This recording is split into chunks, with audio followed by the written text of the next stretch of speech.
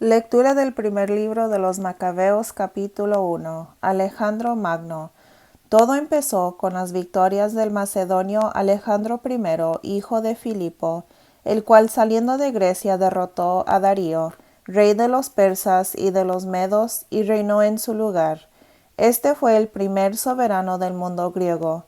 Después de muchas batallas y de asaltar fortalezas y dar muerte a los reyes de esas naciones, llegó hasta los confines de la tierra, recogiendo los despojos de muchos pueblos.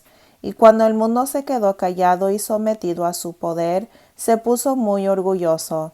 Reunió un ejército muy poderoso y ejerció el mando sobre provincias, naciones y príncipes que le pagaban tributo. Después cayó enfermo y comprendió que iba a morir. Hizo llamar a sus generales y a los más nobles con que él se habían criado desde su juventud, y en vida repartió entre ellos su reino. Alejandro había reinado 12 años cuando murió. Entonces sus generales tomaron el poder, cada uno en el sector que le correspondía. En cuanto él murió, se ciñeron la corona, y sus hijos después de ellos durante muchos años, llenando la tierra de males. De su descendencia brotó aquel retoño impío, Antíoco Epifanes, hijo del rey Antíoco, que estuvo en Roma como rehén. Llegó a ser el rey el año 137 de la era de los griegos. Fue entonces cuando aparecieron en Israel unos rebeldes que lograron convencer a mucha gente. Les decían: pactemos con los pueblos que nos rodean, pues desde que nos separamos de ellos hemos tenido que soportar muchos percances. Tal idea tuvo buena acogida y algunos acudieron decididamente al rey. Este los autorizó para que adoptaran las costumbres de los pueblos paganos. Con ese permiso construyeron en Israel un gimnasio al estilo pagano, se hicieron prepucios y renegaron de la alianza santa, para unirse a los paganos y pecar libremente. Antíoco saquea Jerusalén. Cuando Antíoco se sintió seguro de su poder, proyectó apoderarse también de Egipto para reinar en las dos naciones. Entró en Egipto con un poderoso ejército, con carros de guerra, elefantes, caballos y una gran armada. Atacó a Ptolomeo, rey de Egipto, que se retiró ante él y fue derrotado. Muriendo muchos de los suyos, se apoderó de las ciudades fuertes de Egipto y recogió los despojos del país. El año 143 Antíoco volvió, después de haber derrotado a Egipto, y pasando por Israel subió a Jerusalén con un poderoso ejército. Entró con insolencia en el santuario y se llevó el altar de oro, el candelabro de la luz con todos los accesorios, la mesa de los panes ofrecidos, los vasos, las copas, los incensarios de oro, la cortina y las coronas, y arrancó todo el decorado, las molduras de oro que cubrían la entrada del templo. Se adueñó también de la plata, oro, objetos de valor y de cuantos tesoros ocultos pudo encontrar. Tomándolo todo, partió para su patria, después de haber derramado mucha sangre y de hacer declaraciones insolentes. Hubo un gran duelo en todo el país de Israel. Gimieron los jefes y los ancianos, se desanimaron los jóvenes y las muchachas, y las mujeres se pusieron pálidas. Los novios cantaron lamentaciones y la joven esposa lloró en su cama. Se estremeció la tierra compadecida de sus habitantes, y todo el pueblo de Jacob se sintió humillado. Después de 2 años, el rey mandó a las ciudades de Judá al director de impuestos, que llegó a Jerusalén con un poderoso ejército. Este habló a la gente con palabras de paz para engañarlos, y cuando se hubo ganado su confianza, cayó de repente sobre la ciudad y descargó un terrible golpe, matando a muchísima gente de Israel. Saquearon la ciudad, la incendiaron y destruyeron las casas y los muros que la rodeaban. Llevaron cautivas a las mujeres y a los niños y se apoderaron de los ganados. Construyeron de nuevo la ciudad de David con un muro alto y fuerte, protegido por torres poderosas, y pasó a ser la fortaleza de ellos. Pusieron ahí gente mala y renegados de la fe que se hicieron fuertes en ella. Almacenaron armas y alimentos y reunieron en ella todo lo que pudieron recoger en la ciudad, llegando a ser una constante amenaza. Fue una acechanza para el santuario, una grave y continua amenaza para Israel. Derramaban sangre inocente en torno al santuario y lo profanaron.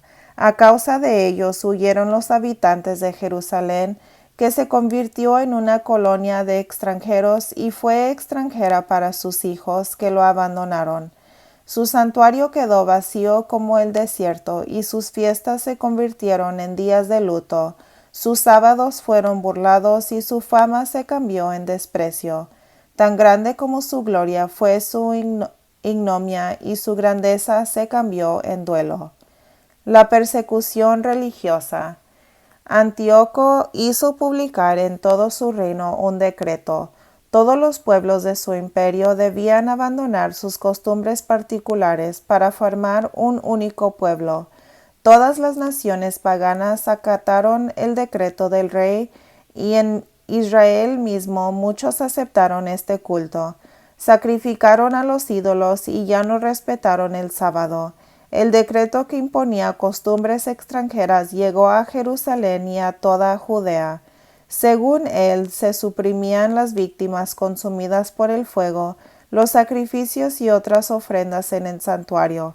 Se debía tener por 3 días ordinarios no solo los sábados, sino también las fiestas sagradas. Ya no debían tener por sagrado el santuario y sus ministros, sino que debían dedicarse a altares, recintos sagrados y templos a los ídolos. Tenían que sacrificar cerdos y animales impuros, y no debían hacer a sus hijos el rito de la circuncisión. En resumen, tenían que mancharse con toda clase de impurezas y profanaciones de todo mal, de tal modo que olvidaron la ley y cambiaron todas sus costumbres. Al final el decreto decía: el que no cumpla la orden del rey morirá. El rey comunicó esta obligación a todas sus provincias, y a los inspectores nombrados por él recorrieron el país de Judea. Debían procurar que se ofrecieran sacrificios en todas las ciudades. Muchos israelitas se pasaron a ellos abandonando la ley, y cometieron un sinnúmero de maldades, obligando a los verdaderos israelitas a vivir en refugios y ocultarse como podían. En el año 145, el día 15 del mes de Caslue, Antíoco levantó sobre el altar del templo el abominable ídolo de los invasores. Construyeron también altares a través de todo el país de Judea. Quemaban incienso en las puertas de sus casas y en las plazas. Rasgaban y echaban al fuego los libros de la ley que encontraban.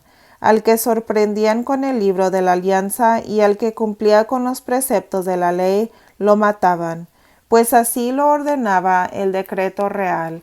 Siendo dueño del poder, se enseñaban con los israelitas rebeldes que encontraban cada mes en las ciudades.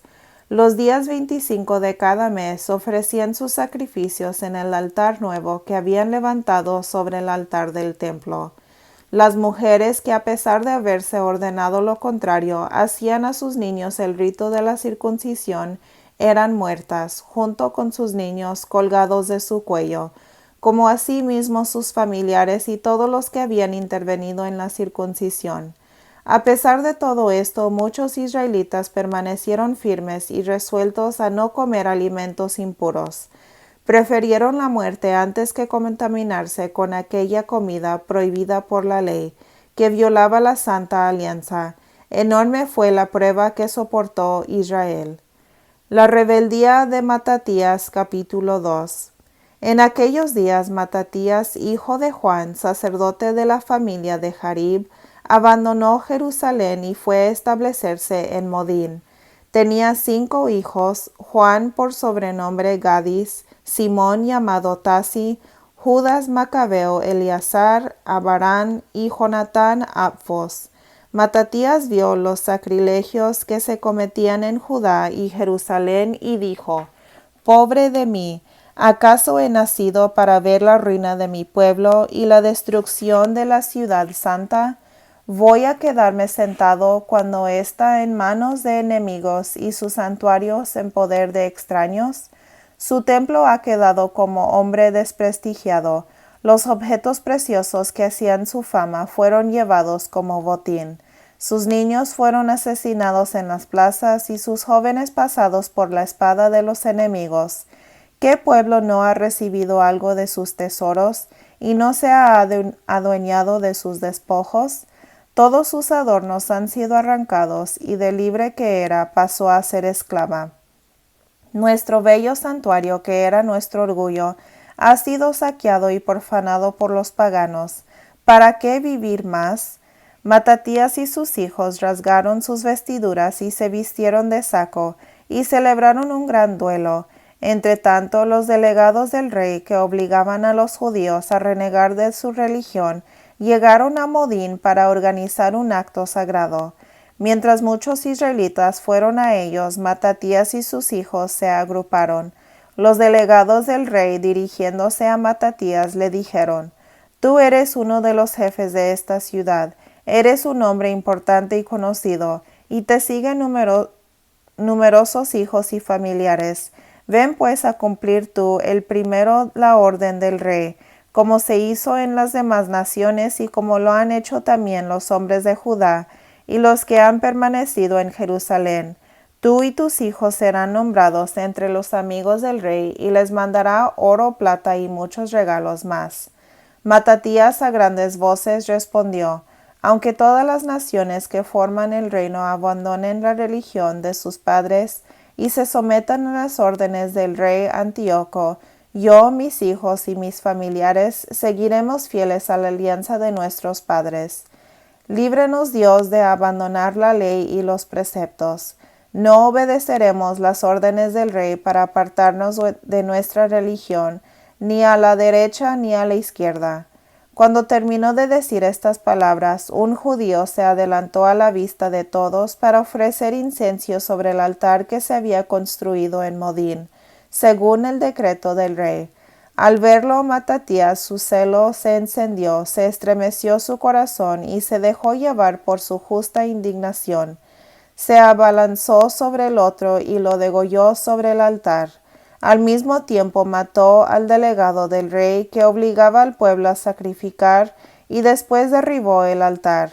Así mostró su celo por la ley, como había hecho Finjas con Zambri, el hijo de Salom. Matatías se puso luego a gritar en la ciudad: «El que tenga celo por la ley y sea partidario de la alianza, que me siga». Enseguida él y sus hijos huyeron a los cerros, dejando cuanto tenían en la ciudad. Entonces muchos hombres que buscaban la justicia y querían ser fieles a la ley marcharon al desierto llevando a sus hijos, mujeres y ganado, porque se les hacía la vida imposible. Los funcionarios del rey y la gobernación de la ciudad de David en Jerusalén recibieron la información de que unos hombres habían desobedecido la orden del rey y habían ido a esconderse en cavernas del desierto. Al saber esto, numerosas tropas del rey los persiguieron y les dieron alcance. Los cercaron y se prepararon para atacarlos. Era el día sábado. Les hablaron así: «Basta ya. Salgan y obedezcan la orden del rey, si quieren salvar sus vidas». Ellos respondieron: «No saldremos y no obedeceremos la orden del rey de violar el día sábado».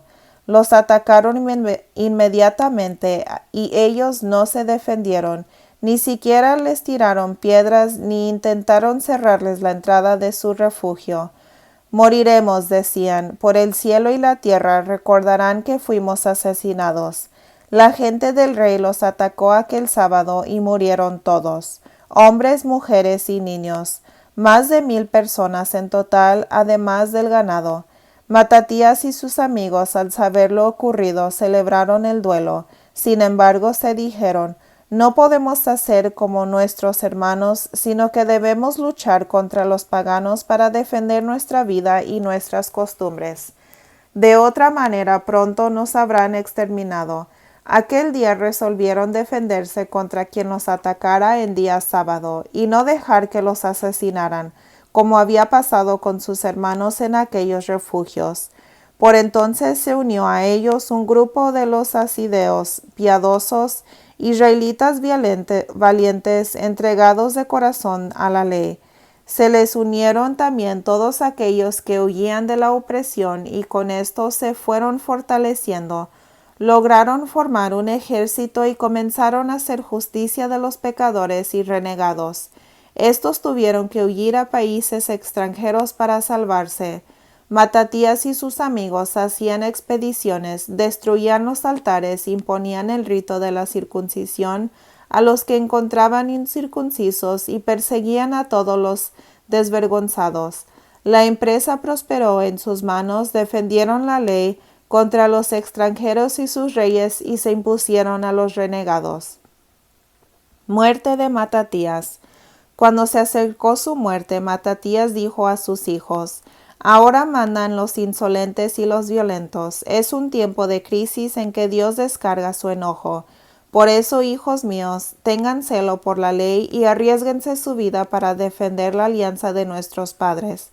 Acuérdense de las hazañas que nuestros padres cumplieron en su tiempo, y alcancen también ustedes la gloria y la fama que no perecen. Acuérdense de Abraham, que se mostró fiel en la hora de la prueba, y por eso Dios lo consideró justo. José, en el tiempo de su desgracia, observó el mandamiento de Dios y pasó a ser el señor de Egipto. Finjas, nuestro padre, por su gran celo, recibió el sacerdocio para él y sus hijos para siempre. Josué llegó a ser jefe de Israel porque había sido cumplidor. Caleb obtuvo su herencia en esta tierra porque había proclamado la verdad frente al pueblo reunido. A David, por su piedad, le fue concedido el trono de un reino que no tendrá fin. Elías, por su ardiente celo por la ley, fue arrebatado hasta el cielo. Ananías, Azarías y Misael fueron salvados de las llamas por haber tenido fe. Daniel, por su rectitud, fue liberado de la boca de los leones. Recorran pues todos los siglos y verán que quienes confían en Dios jamás serán defraudados. No se acobarden ante las amenazas de un hombre impío, porque su gloria terminará en estiércol y en gusanos. Hoy es ensalzado y mañana desaparecerá. Habrá vuelto al polvo de donde vino y no quedará nada de sus proyectos. Ustedes, hijos míos, cobren ánimo y manténganse firmes en la ley, que de ella recibirán la gloria. Yo sé que entre ustedes Simón es hombre prudente. Escúchenlo y él hará las veces de padre. Judas Macabeo ha sido valiente desde su juventud, que él sea jefe del ejército y dirija la guerra contra los extranjeros. Ahora reúnan a todos aquellos que cumplan la ley y defiendan a nuestro pueblo. Tómense desquite de los paganos y cumplan el mandato de la ley. Matatías lo bendijo y fue a reunirse con sus padres. Murió en el año 146 y lo enterraron en el sepulcro de sus padres. En Modín, todo Israel hizo por él grandes lamentos. Judas Macabeo, capítulo 3. Le sucedió su hijo Judas el Macabeo. Sus hermanos y todos los que habían seguido a su padre le ofrecieron su apoyo y continuaron con entusiasmo la guerra. Judas hizo más famoso el nombre de su pueblo. Vistiendo su coraza cual un gigante, combatió en muchas batallas, protegiendo su campamento con su espada. Cuando atacaba se parecía al león, al cachorro que ruge ante su presa. Persiguió a los malvados en rincones y entregó al fuego a los que perturbaban a su pueblo. Todos los renegados le temían y la liberación fue obra suya. Fue el terror de muchos reyes, mientras que el pueblo de Jacob se alegraba por sus hazañas. Su memoria será eternamente bendecida. Recorrió las ciudades de Judá, exterminando a los impíos. Libró a Israel de sus opresores y reunió a los que estaban por desaparecer. Por eso llegó su fama hasta los extremos del mundo. Primeras victorias. Apolonio reunió gente de los paganos y buen número de samaritanos para combatir a Israel. En cuanto lo supo, Judas le salió al encuentro, lo derrotó y le dio muerte. Muchos de ellos cayeron y los demás huyeron.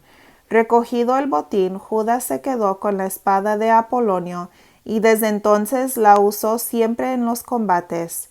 Serón, jefe del ejército de Siria, supo que Judas había reunido mucha gente y que toda la comunidad creyente estaba a su lado. Pensó, esta es la oportunidad para hacerme famoso y ser un hombre importante en el reino. Iré a pelear con Judas y los suyos, que no obedecen las órdenes del rey. Así lo hizo y con él subió un poderoso ejército de impíos que querían ayudarlo a tomar desquite de los hijos de Israel. Cuando se acercó a la subida de Betorón, Judas le salió al encuentro con una pequeña tropa de combatientes. Estos, al ver el ejército contrario, dijeron a Judas, ¿cómo podremos nosotros tan pocos luchar contra tantos enemigos? Además nos faltan fuerzas, pues nada comimos hoy. Pero Judas declaró, fácilmente cae una muchedumbre en manos de pocos hombres, que para el cielo no hay diferencia entre vencer con ayuda de muchos o de pocos. La victoria no depende de la cantidad de los que combaten, sino que viene del cielo que nos da la fuerza. Estos llegan contra nosotros inspirados por su orgullo y su impiedad, con el fin de apoderarse de nosotros, de nuestras esposas e hijos y quitarnos todo. En cambio, nosotros luchamos por nuestras vidas y nuestras leyes. Él es el que los aplastará ante nosotros. No los teman. Apenas terminó de hablar, asaltó de repente a los enemigos. Serón y su ejército fueron derrotados. Los persiguieron en la bajada de Betorón hasta la llanura, cayendo cerca de 800 hombres. Los demás huyeron hacia el país de los filisteos. Preparativos de Antíoco. Con esto el espanto y el miedo a Judas y a sus hermanos se apoderó de los paganos que vivían en los alrededores. La fama de su nombre llegó al rey y a los pueblos paganos contaban sus batallas. Al saber esas noticias, el rey Antíoco se enojó sobremanera y mandó reunir todas las fuerzas del reino, pues tenía un ejército poderoso. Abrió sus tesoros y pagó a la tropa el sueldo de un año, ordenando que estuvieran preparados para cualquier acontecimiento. Pero se dio cuenta que el dinero faltaba en sus tesoros y que los impuestos de la provincia habían bajado debido a las divisiones y miserias que él mismo había causado en el país. Al cambiar las leyes vigentes de los primeros tiempos, temió no tener, como otras veces le había sucedido, para los gastos y regalos que antes repartía generosamente. Superando a los reyes anteriores, se encontró muy apurado y decidió ir a Persia a cobrar los tributos de aquellas provincias y reunir mucho dinero. Dejó pues a Lisias, hombre noble, y la familia real, encargado de los asuntos del gobierno desde el río Eufrates hasta la frontera de Egipto, así como de la educación de su hijo Antíoco hasta su vuelta. Le entregó la mitad de sus tropas con las elefantes y le dio órdenes referentes a cuanto había resuelto. En lo que tocaba a los habitantes de Judea y Jerusalén, debía mandar un ejército que destruyera y aplastara a los defensores de Israel y todo lo que quedaba en Jerusalén hasta borrar su recuerdo. Luego instalaría extranjeros en todo el territorio judío, repartiendo la tierra entre ellos. El rey, tomando la otra mitad del ejército, partió de Antioquía, capital del reino, el año 147. Atravesó el río Eufrates y continuó su marcha a través de las provincias superiores. Lisias escogió entre los amigos del rey a Ptolomeo, hijo de Dorimeno, a Nicanor y Gorgias, personajes influentes. Con ellos mandó 40,000 soldados de pie y 7,000 de caballería para que fueran a la provincia de Judea y la saquearan, conforme a lo ordenado por el rey. Avanzaron con todas sus tropas y acamparon en la llanura cerca de Emaús. Los mercaderes del país, al conocer su llegada, se presentaron en el campamento con mucha plata, oro y cadenas para comprar como esclavos a los israelitas. Se les unió también el ejército de Siria y de la provincia de los filisteos. Judas y sus hermanos vieron que se agravaba la situación y que las tropas acampaban en su territorio. Cuando supieron la orden dada por el rey de destruir y aplastar el pueblo, se dijeron: levantemos a nuestro pueblo de su situación miserable y luchemos por él y por el lugar santo. Toda la comunidad del pueblo se reunió para prepararse a la guerra, hacer oración y pedir piedad y misericordia. Jerusalén estaba sin habitantes como un desierto. No había ninguno de sus hijos que entrara o saliera. El templo estaba profanado y extranjeros vivían en la ciudad, que era entonces residencia de paganos. La alegría ya no existía en Jacob, ni la flauta ni la cítara se escuchaban. Preparativos de Judas. Se juntaron y se fueron a Mizpa frente a Jerusalén, porque Mizpa había sido en otro tiempo lugar de oración para Israel. Ayunaron aquel día, se vistieron de sacos, se esparcieron cenizas sobre la cabeza y rasgaron sus vestidos. Abrieron el libro de la ley para encontrar en él una respuesta a sus preguntas, lo mismo que los paganos consultaban a las imágenes de sus ídolos. Trajeron los vestidos de los sacerdotes, las primicias y los diezmos, e hicieron venir a los nazireos que habían cumplido los días de su consagración. Clamaron al cielo diciendo: ¿qué vamos a hacer con estos y a dónde vamos a llevarlos? Ya que tu santuario ha sido pisoteado y profanado, tus sacerdotes están en duelo y humillados, y ahora los paganos se han reunido contra nosotros para destruirnos. Tú sabes lo que maquinan contra nosotros. ¿Cómo podremos resistirlos si no acudes en nuestra ayuda? Y tocaron las trompetas y clamaron a grandes voces. Después de esto, Judas nombró oficiales que mandaran a su gente, jefes de 1000 hombres, jefes de 100, de 50 y de 10 hombres. Luego dijo a los que estaban edificando casas, o que iban a casarse, o que plantaban viñas, y a los miedosos que se volvieron a sus casas con permitía la ley. Luego el ejército se puso en marcha y acampó al sur de Emaús. Judas les dijo: preparen sus armas y pórtense como valientes y estén listos para pelear mañana contra esos extranjeros que se han unido contra nosotros, para aplastarnos y echar por tierra nuestro lugar santo. Es mejor morir en la lucha que vivir para mirar las desgracias de nuestra nación y del lugar santo. En todo hágase la voluntad del cielo. Palabra de Dios. Te alabamos, Señor.